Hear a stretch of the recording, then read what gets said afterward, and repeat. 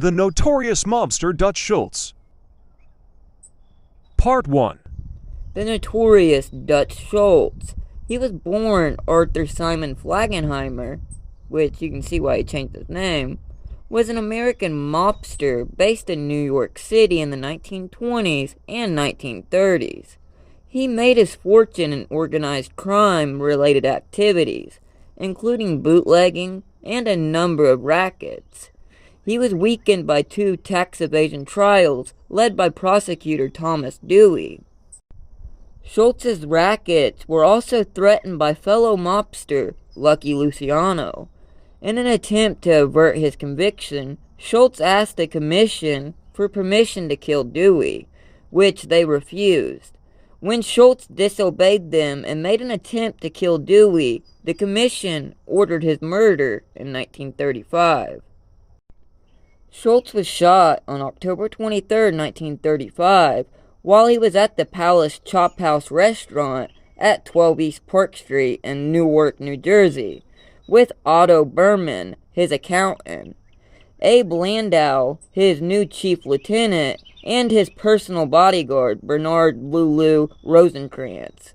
While Schultz was in the bathroom, 2 Murder Inc. hitmen named Charles the Bug Workman and Emmanuel Mindy Wise entered the establishment.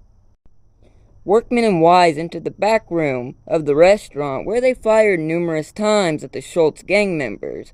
Berman collapsed immediately after he was shot. Landau's carotid artery was severed by a bullet passing through his neck, and Rosencrantz was hit repeatedly at point-blank range. Nevertheless, despite their injuries, both gangsters rose to their feet, returned fire, and drove the assassins out of the restaurant. Wise jumped into the getaway car and ordered the driver to abandon Workman. Landau chased Workman out of the bar and emptied his pistol at him, but missed. After Workman had fled on foot, Landau finally collapsed onto a nearby trash can.